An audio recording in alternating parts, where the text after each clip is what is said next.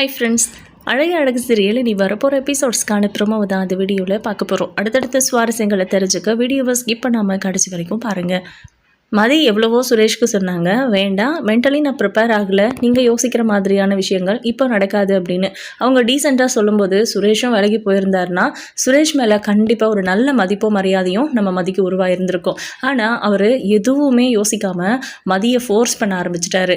மதிக்கு இந்த விஷயத்தில் கூட ஃபோர்ஸ் பண்ணுறாரு அப்படிங்கிற மாதிரி அவரோட கிரைம் ரேட் ஏறிட்டே தான் போயிட்டு இருந்துச்சு.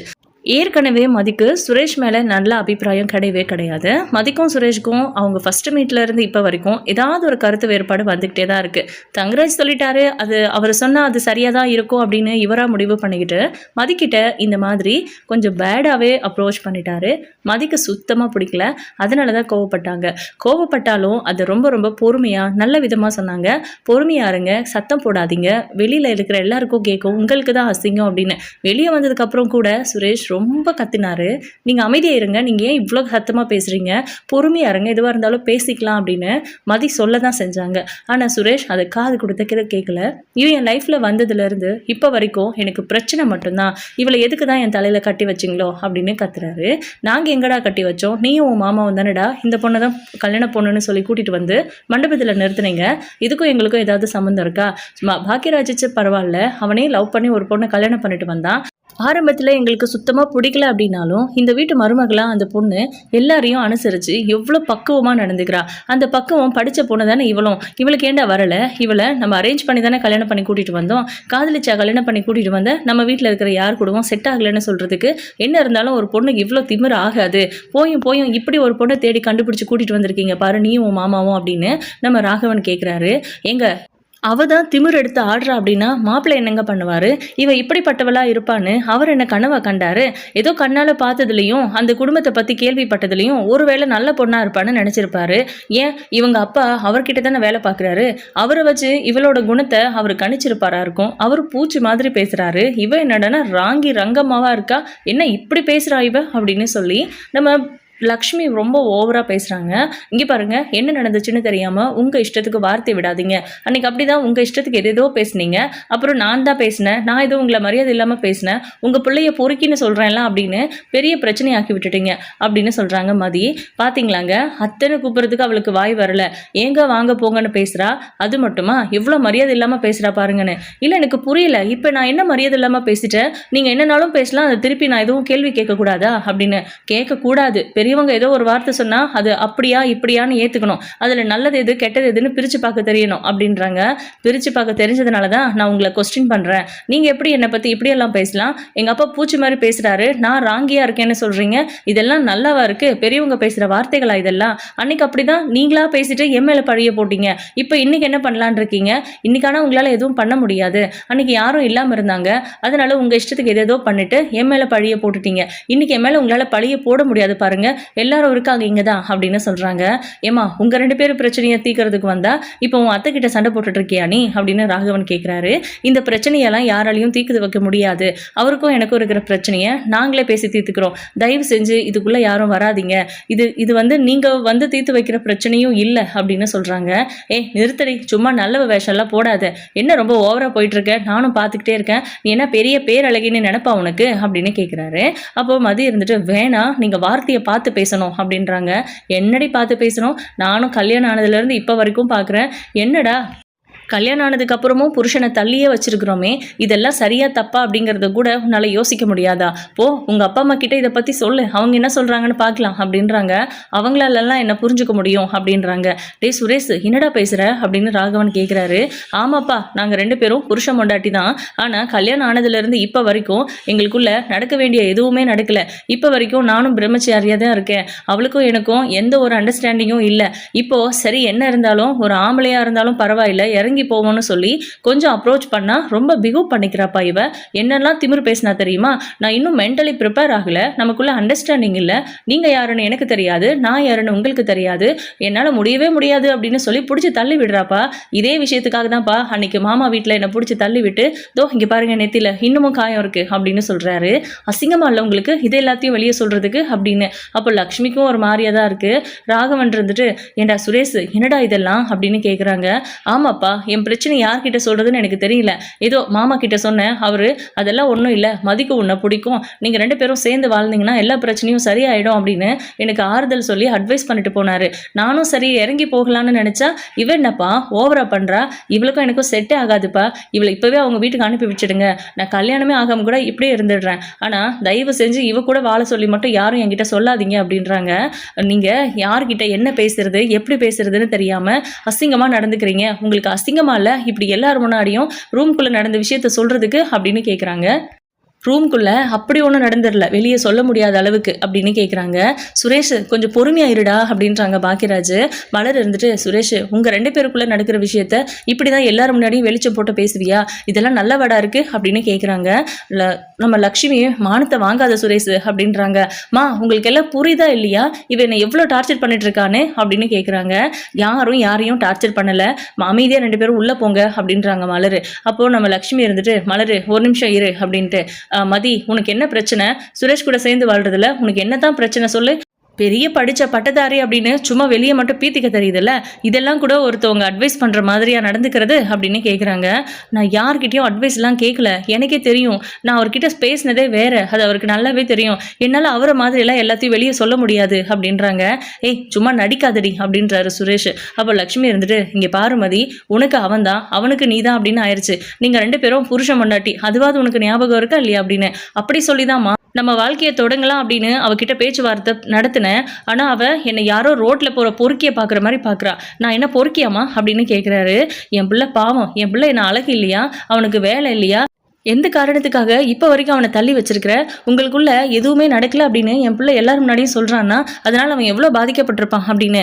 அவர் தான் ஏதோ அறிவு இல்லாமல் பேசுகிறாருன்னா நீங்களும் இப்படி பேசுகிறீங்க அப்படின்னு மதி கேட்குறாங்க. இல்லை வேற யார் தான் இதை பேசணும்னு சொல்கிற அப்படின்னு லக்ஷ்மி கேட்குறாங்க. இதெல்லாம் நீங்கள் எல்லாரும் பேசுகிற விஷயமா, எங்களுக்குள்ளே பேசிக்கிற விஷயம்னு, உங்களுக்குள்ளே பேசிக்கிறதா இருந்தால் ரூம்குள்ளே பேசியிருக்கணும் அப்படின்றாங்க. நாங்கள் என்ன வெளியே வாணின்னு பேசிகிட்டு இருந்தோம், உங்கள் புள்ள தான் கத்தி கத்தி பேசினாரு, நான் ஆரம்பத்திலேயே சொன்னேன் நீங்கள் பேசுகிறது அக்கம் பக்கம் இருக்கிறவங்களுக்கெல்லாம் காது கேட்கும், தயவு செஞ்சு பொறுமையா பேசுங்கன்னு. அவர் அது காதுல கூட வாங்கல, எல்லாருக்கும் கேட்கட்டும், நான் என்ன மானங்கெட்ட வாழ்க்கை வாழ்ந்துட்டு இருக்கேன்னு எல்லாருக்கும் தெரியட்டும்னு சொல்றாரு. அப்படி என்னங்க, நான் பேசிக்கிட்டே இருக்கேன், மேலே மேலே கை வைக்க வராரு, அதுக்கு நான் அவர்கிட்ட டீசெண்டாக தான் எக்ஸ்பிளைன் பண்ணேன், அவருக்கு அது புரிஞ்சுக்கிறதுக்கு பக்குவம் இல்லை, நான் என்ன பண்ண முடியும், அசிங்கமாக இப்படி எல்லாரும் முன்னாடியும் வந்து சொல்லிட்டு இருக்காங்க, இதை நீங்களும் பெருசு பண்ணி எங்கிட்ட டைரெக்டாக கேட்டுட்டு இருக்கீங்க, இதெல்லாம் வெளியே சத்தமாக பேசுகிற விஷயமா அப்படின்னு சொல்லி மதி கேட்குறாங்க.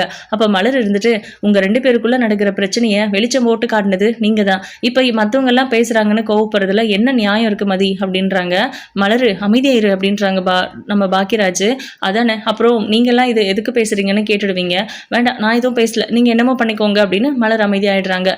லக்ஷ்மி இருந்துட்டு இங்கே பாரு, என் புள்ள கூட சேர்ந்து வாழ்கிற ஐடியா இருக்கா இல்லையா உனக்கு, அவன் பாவம், அவன் ரொம்ப நல்லவனாக இருக்க போய் தான் நீ இவ்வளோ தூரம் நடந்துக்கிட்டதுக்கு அப்புறமும் கூட உன் கூட சேர்ந்து வாழணும்னு அவன் நினைக்கிறான், ஆனால் அவனை நீ இவ்வளோ நாளாக ஒதுக்கியே வச்சிருக்கிற, நீ எவ்வளோ திமிரு பிடிச்சவளா இருந்தாலும் பரவாயில்ல, நம்ம வீட்டு மருமக இவ தான் அப்படின்னு நாங்கள் எல்லாரும் ஏற்றுக்கிட்டோம், அவனுமே என்ன இருந்தாலும் இவ தானே நம்ம தொட்டு தாலி கட்டின பொண்டாட்டி அப்படின்னு சொல்லி தான் அவன் உன்னை பொண்டாட்டியாக ஏற்றுக்கணும்னு நினச்சிருக்கான், அதை உன்னால் புரிஞ்சுக்க முடியலையா, பாசம் எங்கே இருக்குங்கிறத உன்னால் புரிஞ்சுக்கிற அளவுக்கு உனக்கு அறிவு இல்லையா அப்படின்னு கேட்குறாங்க.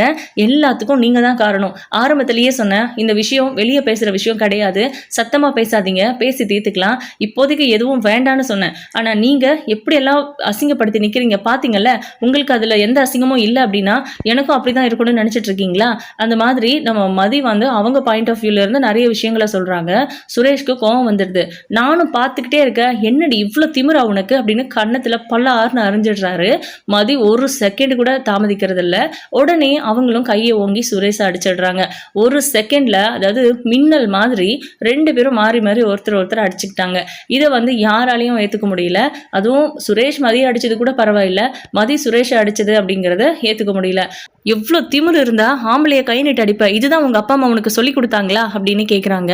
அப்போ ராகவன் அந்த வார்த்தையை கேட்கும்போது ஒரு பொம்பளை பிள்ளைய அடிக்கலான்னு சொல்லி தான் நீங்க வளர்த்தீங்களா, எங்க உங்க பொண்டாட்டியை நீங்க அடிச்சிருக்கீங்களா இதுக்கு முன்னாடி அப்படின்னு, அதெல்லாம் கோவம் வந்தா சண்டை வந்தா அடிச்சுக்கிறது தான் அப்படின்றாங்க.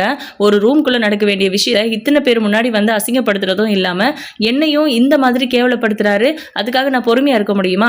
சரி பரவாயில்ல அப்படி இப்படின்னு புரிய வைக்கலான்னு முயற்சி பண்ணால் அடிக்கிறாரு. அடித்தா என் கையை என்ன பூ பறிச்சிட்டு இருக்குமா? நானும் அடிக்க தான் செய்வேன். என்னை அடிக்காமல் இருந்திருந்தா நான் அடிச்சிருக்க மாட்டேன். என்கிட்ட கத்தி பேசினா நானும் கத்தி தான் பேசுவேன் அப்படின்னு. என்ன இருந்தாலும் ஒரு பொண்ணுக்கு இவ்வளோ திமிரு ஆகாது. இதுக்கு மேலேயும் உன்னை இந்த வீட்டில் மருமகளாக வச்சிருக்கிறதுக்கு எங்களுக்கு விருப்பம் இல்லை அப்படின்றாங்க. அப்பா அப்படின்றாரு சுரேஷ். என்னடா உங்களுக்குள்ளே நடக்கிற பிரச்சனையை பெருசு பண்ணி வெளியே கொண்டு வந்ததும் இல்லாமல் இப்போ அப்பா சொப்பான்னா நான் என்ன பண்ண முடியும்? என்னாலெல்லாம் இவளை மருமகளாக ஏற்றுக்க முடியாதுடா. மாப்பிள்ளையை கூப்பிட்டு இவளை இப்போவே வெட்டி விட வேண்டியதுதான். நாளைக்கு காலையில் அவங்க அப்பா அம்மா இங்கே வரணும் அப்படின்னு சொல்லிட்டு ராகவன் உள்ளே போயிடுறாரு. சொன்னது புரிஞ்சதில்ல, காலையிலேயே உன் அப்பாவையும் அம்மாவையும் இங்கே வர சொல்லு அப்படின்னு சொல்லிட்டு லக்ஷ்மியும் போயிடுறாங்க. நம்ம சுரேஷ் வந்து மதியை முறைச்சிட்டு அவங்க பாட்டுக்கு உள்ளே போய் கதவை லாக் பண்ணிக்கிறாங்க.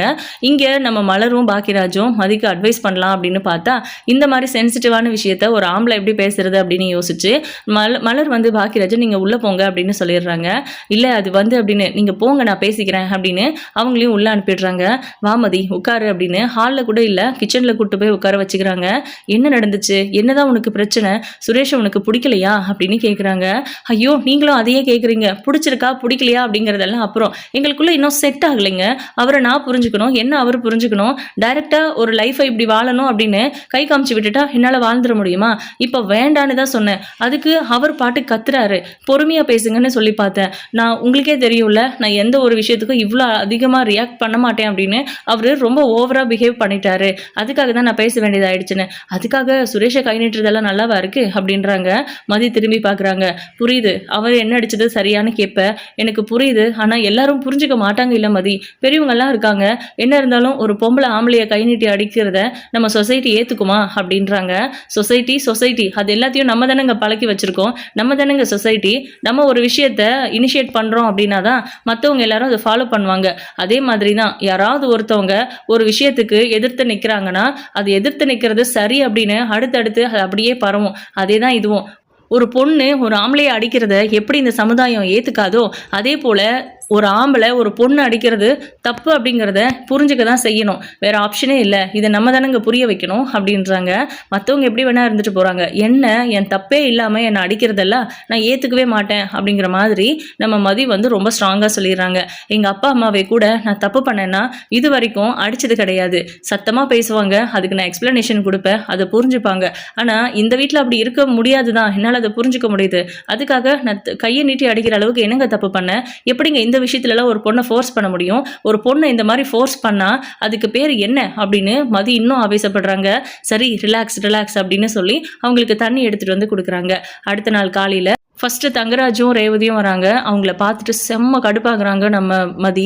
ஏன்னா அவர் தானே இந்த மாதிரி சுரேஷ்கெல்லாம் சொல்லி கொடுத்துருக்காரு அப்படிங்கிறது தெரிஞ்சதுனால அவர் வரும்போது எதுவுமே பேசுறதில்லை. இவங்க மலர் போய் ரெஸ்பெக்ட் கொடுத்து வாங்கண்ணா வா ரேவதி அப்படின்னு கூப்பிடுறாங்க. பட் அவங்க எதுவுமே பேசுறதில்ல. ரேவதி அமைதியாக நிற்கிறாங்க. தேவையா அவங்களுக்கு இதெல்லாம் அப்படின்னு மதி கேட்குறாங்க. ஆமாம் உங்கள் அப்பா அம்மா கிட்ட சொல்லிட்டியா அப்படின்னு கேட்கும்போது இல்லை அவங்களெல்லாம் இங்கே வர வைக்கிறதா எனக்கு ஐடியாவே இல்லை அப்படின்னு சொல்கிறாங்க. கொஞ்ச நேரத்தில் அவங்க 2 பேரும் வராங்க. என்ன மதி வர வைக்கலன்னு சொன்ன, அவங்க வந்துட்டு இருக்காங்க பாரு அப்படின்னு மலர் சொல்றாங்க. தெரியலையே நான் வர சொல்லலையே அப்படின்னு. உடனே நம்ம மதி போயிட்டு அவங்க அப்பா அம்மா கிட்ட பேசுகிறாங்க. உங்களை யார் இங்கே வர சொன்னது? நான் ஃபோன் பண்ண தானே வரணும்னு சொல்லியிருக்கேன் அப்படின்றாங்க. தங்கராஜ் சார் தான் வர சொன்னார், ஏதோ பிரச்சனைன்னு சொன்னார் அப்படின்றாங்க.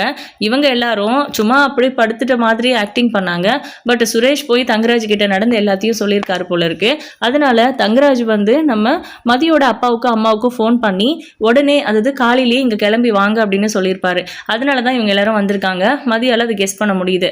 இப்போ வந்து நம்ம ராகவன் கேட்குறாரு, வீட்டில் என்னதான் பிரச்சனை இருந்தாலும் ஒரு பொண்ணு ஒரு தான் புருஷனை கை நீட்டி அடிக்கிறதெல்லாம் நம்ம வழக்கத்திலேயே இல்லாத விஷயம். எப்படிங்க இவ்வளோ திமிரா ஒரு பொண்ணை உங்களால் வளர்க்க முடிஞ்சது?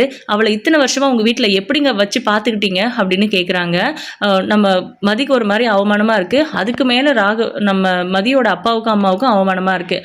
அப்போது அவங்க கேட்குறாங்க, ஒரு பொண்ணும் ஒரு பையனும் கல்யாணம் பண்ணிக்கிட்டாங்க அப்படின்னா அவங்க வாழ்க்கையை அப்படியே ஆரம்பிக்கிறது தான். அப்படி தான் நீங்களும் வாழ்ந்திருப்பீங்க, நானும் வாழ்ந்தேன். ஒருத்தர் பிடிச்சி போயே கல்யாணமாக நடக்குது. இத்தனை நாள் அவங்களுக்குள்ள எந்த அண்டர்ஸ்டாண்டிங்கும் வரல அப்படின்னா அவங்க சேர்ந்து வாழ்றதுக்கான ஏதாவது ஒரு வழி இருக்கா சொல்லுங்க. அவள் எப்படிங்க எங்கள் பையனை கை நீட்டி அடிக்க முடியும்? அதுவும் நாங்கள் அங்கே இருக்கும்போது பெரியவங்களுக்காவது மரியாதை இருக்கணும், இல்லை புருஷனுக்காவது மரியாதை இருக்கணும். எந்த மரியாதையும் தெரியாமல் ஒரு பிள்ளைய வளர்த்து நமக்கு என்ன போச்சுன்னு கட்டி கொடுத்துட்டீங்க அப்படின்னு சொல்லி ராகவன் கேட்குறாரு. சரிங்க சார், அது எல்லாமே கரெக்டு தான். ஆனால் எங்கள் பிள்ளைய, அதாவது மதிய சுரேஷ் அடிச்சது சரியா அப்படிங்கிற மாதிரி கேட்குறாரு. இந்த கேள்விக்கு அங்கே யார்கிட்டையும் பதில் இல்லை. முதல்ல இல்லைன்னு சொல்ல முடியாது, தப்பு பண்ணால் அடிக்க தான் செய்வாங்க அப்படின்னும் சொல்ல முடியாது. இப்போல்லாம் அதுக்கு சட்டத்தில் இடமும் கிடையாது. ஒரு பொண்ணை புருஷன் அடிக்கிறது, மாமியார் மாமனார் அடிக்கிறதெல்லாம் அந்த காலம். இந்த காலத்தில் அந்த மாதிரிலாம் எங்கேயுமே நடக்காது அப்படிங்கிற மாதிரி தான் நம்ம மதியோட பார்வையாக இருக்கட்டும், நம்ம மதியோட அப்பா அம்மாவும் அதே இதெல்லாம் பேசுகிறாங்க. எங்கள் கோவத்தில் புருஷன் ஒரு அடி அடிச்சிடுறது தான், அதுக்கு அப்படியே திருப்பி அடிப்பாங்களா? உங்கள் பொண்டாட்டிக்கிட்ட நீங்கள் கோவப்பட்டு பேசினதே இல்லையா? அவங்க எப்பவுமே உங்ககிட்ட பணிஞ்சு போனதே இல்லையா? இல்லை நீங்கள் கத்துனா திருப்பி உங்கள் கூட கத்துவாங்களா? எங்கள் வீட்டிலலாம் அப்படி இல்லைங்க. நான் ஒரு வார்த்தை சொன்னால் என் பொண்டாட்டி என்கிட்ட மறு வார்த்தை பேச மாட்டா. அப்படி இருக்கணும் பொண்டாட்டி புருஷன் அப்படின்னா. இங்கே என்னடானா எல்லாமே ஆப்போசிட்டாக இருக்குது. சே, என்னென்னு எந்த நேரத்தில் இவளை மருமகளை அந்த வீட்டுக்கு கூட்டிகிட்டு வந்தனோ தெரியல. எங்களுக்கு எப்போவுமே கஷ்டமாக தான் இருக்குது, ரொம்ப அவமானமாக இருக்குது. அக்கம் பக்கம் இருக்கிறவங்களெல்லாம் எங்கள் குடும்பத்தை பார்த்து அவமானப்படுத்துகிறாங்க அப்படிங்கிற மாதிரி ஏதேதோ சொல்கிறாரு. அந்த நேரத்தில் நம்ம மதிக்கு ஒரு ஃபோன் கால் வருது. யாருன்னு பார்த்தா அந்த இன்ஸ்பெக்டர். அவர் வந்து ஒரு கான்ஸ்டபிளை கூப்பிட்டுட்டு உள்ளே வராரு. அவர் வர்றது இவங்களுக்கு யாருக்குமே தெரியாது. முக்கியமாக மதி வந்துட்டு வாங்க சார் அப்படின்னு கூப்பிடுறாங்க. என்ன மதி, எனக்கு ஃபோன் பண்ணியிருந்தீங்க, என்ன பிரச்சனை அப்படின்னு கேட்குறாங்க. அப்போ சுரேஷை திரும்பி பார்க்குறாங்க. உங்கள் வீட்டில் எப்போவுமே ஏதாவது ஒரு பிரச்சனை இருந்துக்கிட்டே தான் இருக்கும்ல, இன்றைக்கி என்ன அப்படின்னு கேட்குறாங்க. அப்போ தான் மதி எல்லாத்தையும் சொல்ல வராங்க. அப்போது நம்ம ராகவன் இருந்துட்டு, இங்கே பாருமா, நம்ம வீட்டு விஷயத்தை எதுக்கு போலீஸ் ஸ்டேஷன் வரைக்கும் கொண்டு போகணும் அப்படின்னு நான் ஏற்கனவே கேட்டேன். இப்போ திரும்பவும் போலீஸ்க்கு ஃபோன் பண்ணி நீ வர வச்சிருக்கியா அப்படின்னு கேட்குறாங்க. சார், ஆக்சுவலாக எனக்கு ஒரே ஒரு விஷயம் தான் தெரியணும். உங்கள் வீட்டில் ஒரு மருமகளை கூட்டிகிட்டு வந்து வாழவே தெரியாதா அப்படின்னு கேட்குறாங்க. சார், இங்கே பாருங்கள், இன்னொரு மருமக இந்த வீட்டில் தான் வாழ்ந்துட்டுருக்கா. அவளுக்கு இங்கே எந்த பிரச்சனையும் இருந்ததில்லை. இவ மட்டும்தான் அவ்வளோ திமிரு பிடிச்சவ. எப்போவுமே இவங்க ஏதாவது ஒரு வம்பு இழுத்துட்டே இருக்கிறா அப்படின்றாங்க. ஓ, அப்படி ஏதாவது தப்பு பண்ணனா கை நீட்டி அடிக்கிறது தான் வழக்கமாக வச்சுருக்கீங்க. ஒன்று கை நீட்டி அடிப்பீங்க, இல்லை வீட்டை விட்டு வெளியே துரத்துவீங்க, அப்படி தானே? அன்றைக்குமே நீங்கள் அடிக்க வந்திருக்கீங்க. வீட்டுக்கு திரும்பவும் வந்தால் கொன்னுடுவேன்னு சொல்லி மிரட்டி இருக்கிறீங்க அப்படிங்கிற மாதிரிலாம் சொல்லவும் சுரேஷ் எல்லாரும் திரும்பி பார்க்குறாங்க. என்ன சுரேஷ் இதெல்லாம்? நான் உங்ககிட்ட இதெல்லாம் எக்ஸ்பெக்ட் பண்ணவே இல்லை. ஏதாவது ஒரு தப்பு பண்ணிக்கிட்டே இருப்பியா அப்படின்னு கேட்குறாங்க. சார், இவ எப்போ என் லைஃப்பில் வந்தாலோ அப்போதுலேருந்து இப்போ வரைக்கும் எனக்கு ஏதாவது ஒரு பிரச்சனை இருந்துக்கிட்டே இருக்குது அப்படின்றாரு. அதுக்கு காரணம் அவங்க கிடையாது, நீங்கள் தான். உங்கள் வீட்டில் இருக்கிறவங்க எல்லாரும் நீங்கள் பண்ணுறது சரின்னு சொல்லியிருப்பாங்க. நீங்கள் ஒரு தப்பு பண்ணுறதை சுட்டி காட்டுறதுக்கு யாரும் ஆள் இல்லை. இப்போ சுட்டி காட்ட ஒரு ஆள் வந்ததும் உங்களுக்கு அது பிடிக்கல, அதனால தான் பிரச்சனையே அப்படின்றாரு. சார், உங்களுக்கு யார் சார் ஃபோன் பண்ணது அப்படின்னு கேட்குறாங்க. மதி தான் எனக்கு கால் பண்ணி வர சொன்னாங்க. நீங்கள் ஏதோ மதியை அடிச்சிங்களாமே அப்படின்னு. அவ கூட தான் சார். என்ன அடிச்சா அப்படின்னு கேட்குறாங்க. நீங்கள் அடித்தா திருப்பி அடிக்க தானே செய்வாங்க. அவங்க அடித்ததுக்காக கம்ப்ளைண்ட் பண்ணி ஃபோன் பண்ணலை. ஆக்சுவலாக அவங்கள மறுபடியும் வீட்டை விட்டு வெளியே துரத்துவீங்க, அவங்க அப்பா அம்மாவை கூப்பிட்டு வச்சு அவமானப்படுத்துவீங்க அப்படின்லாம் சொன்னாங்க. அப்படியெல்லாம் சுரேஷ் திரும்பவும் நடத்துக்க மாட்டான்னு நான் சொன்னேன். ஆனால் வந்து பார்த்தா தானே தெரியுது மதி சொன்னது எந்த அளவுக்கு கரெக்டாக இருக்குன்னு. ஏன் சுரேஷ் இப்படி இருக்கீங்க? நீங்கள் உங்கள் குடும்பத்தில் இருக்கிறவங்க யாருமே இந்த காலத்துக்கு தகுந்த மாதிரி நடந்துக்க மாட்டாங்களா? 90s இருக்க வேண்டியவங்க நீங்கள் எல்லாரும் அப்படின்னு. சார், நீங்களும் பழைய காலத்து ஆளு தானே சார் அப்படின்னு நம்ம ராகவன் கேட்குறாரு. ஆமாம், ஆனால் இன்னி வரைக்கும் என் பொண்டாட்டிக்கிட்ட நான் கோவமாக கூட பேசினதில்லை அப்படின்றாங்க. உங்கள் மனைவி ரொம்ப தங்கமானவங்களா இருப்பாங்க, அவங்கக்கிட்ட நீங்கள் கோவமாக பேசியிருக்க மாட்டீங்க. ஆனால் இங்கே அப்படி எங்க இதோ இங்கே நிற்கிறா பாருங்க, இவன் எப்படிப்பட்டவ தெரியுமா உங்களுக்கு? உடம்பு முழுக்க திமிரு அப்படின்னு. அதே நேரத்தில் நம்ம மதி இன்னொரு விஷயமும் சொல்லியிருக்காங்க. எனக்கு விருப்பம் இல்லாத ஒரு விஷயத்த கட்டாயப்படுத்துறாரு அப்படிங்கிற மாதிரி. சுரேஷ், இதுக்கு மேலே என்னால் உன்னை மன்னிக்கவே முடியாது. எனக்கு உனக்கு சப்போர்ட் பண்ணுறது கூட விருப்பம் இல்லை. என்னையா, ஒரு பொம்பளை கிட்ட எப்படி நடந்துக்கிறதுன்னு தெரியாதா உனக்கு அப்படின்றாங்க. சார், அவ என் ஒய்ஃபு அப்படின்னு. ஒய்ஃபாக இருந்தாலுமே விருப்பம் இல்லாத பொண்ணை எப்படியா நீ ஃபோர்ஸ் பண்ணுவ அப்படின்னு கேட்குறாங்க. இதெல்லாம் வந்து வெளியே பேசக்கூடிய விஷயமா அப்படின்னு ராகவன் கேட்குறாரு. நீங்கள் தானே இதை பெருசு பண்ணியிருக்கீங்க. தோ பொண்ணோட அப்பா அம்மாவை கூப்பிட்டு வச்சு பேசுகிறீங்க. உங்கள் பையன்கிட்ட எந்த தப்புமே இல்லாத மாதிரி பையனை பெற்றுட்டவங்க ரொம்ப பெரிய ஆளுங்கன்னு நினைப்பு உங்களுக்கு எல்லாருக்கும் இல்லை? அதனால தானே நீங்கள் கூப்பிட்டு வச்சு பேசுகிறீங்க. முறை போலீஸ் ஸ்டேஷனுக்கு வந்ததுக்கே ஆச்சா போச்சான்னு அப்படி கத்துனீங்க. அதான் இந்த முறை என்னையே இந்த பொண்ணு இங்கே வர வச்சிருச்சு. இப்போ நான் என்ன செய்யட்டும் சொல்லு சுரேஷ்? உன் மேலே அந்த பொண்ணு கம்ப்ளைண்ட் கொடுத்துருக்கு, உன்னை கைது பண்ண சொல்லியிருக்கு. நான் உன்னை கைது பண்ணிட்டேன் அப்படின்னா இந்த விஷயத்தில், அதாவது டொமஸ்டிக் வயலன்ஸ் அப்படிங்கிற கேஸு ரொம்ப மோசமானது. உங்களுக்கு தெரியாதது ஒன்றும் இல்லை. கண்டிப்பாக உன்னோட வேலை போயிடும். பரவாயில்லையா? நான் உன்னை கைது பண்ணவா அப்படின்னு கேட்குறாங்க. சார் அப்படின்றாரு சுரேஷ். முதல்ல திமிரா தான் பேசினாரு. ஆனால் வேலை போயிடும்னு சொல்லும்போது அவரால் அதை ஏற்றுக்க முடியல. சார் இந்த பிரச்சனை ஒரு விஷயமே இல்லை, அவள் தான் சார் பெருசாக ஊதிட்டா அப்படின்றாங்க. நீங்கள் உங்களுக்குள்ளே பேசி தீர்த்துக்கிறீங்களா, இல்லை நான் உங்களை கைது பண்ணவா? அந்த பொண்ணு கொடுத்த கம்ப்ளைண்ட்டுக்கு நான் ஆக்ஷன் எடுத்தேன்னா கண்டிப்பாக உங்களுக்கு வேலை போயிடும், உங்களை ஜெயிலில் வைக்க வேண்டியிருக்கும் அப்படிங்கிற மாதிரி அவர் மிரட்டுறாரு. இப்போ சுரேஷ் வந்து வணங்கி போய் தான் ஆகணும், மதிக்கிட்ட சாரி கேட்டு தான் ஆகணும் அப்படிங்கிற இடத்துக்கு போயிடுச்சு. அடிக்கிறதெல்லாம் ஒரு பக்கம் இருந்தாலும் எனக்கு பிடிக்காத ஒரு விஷயத்த ஃபோர்ஸ் பண்ணுறாங்க அப்படிங்கிற மாதிரி மதி வந்து அந்த கம்ப்ளைண்ட்டை கொடுத்துருக்காங்க. இது வந்து வெளியே போகக்கூடாத விஷயம், வேற வழியே இல்லை. மதிக்கு இப்படி தான் இதை ஹேண்டில் பண்ணணும்னு தோணுச்சு, அதனால அப்படியே மாற்றிட்டாங்க. அதனால மதி கரெக்டு, சுரேஷ் தப்பு அப்படிங்கிற மாதிரி மறுபடியும் வந்துடுச்சு. தங்கராஜ் இந்த விஷயத்த என்ன பண்ண போறாரு அப்படின்னு வெயிட் பண்ணி பார்க்கலாம். உங்களோட கருத்துக்களை கமெண்ட் பண்ணுங்க. இந்த வீடியோ உங்களுக்கு பிடிச்சிருந்தா லைக் பண்ணுங்க, ஷேர் பண்ணுங்க. தேங்க்யூ.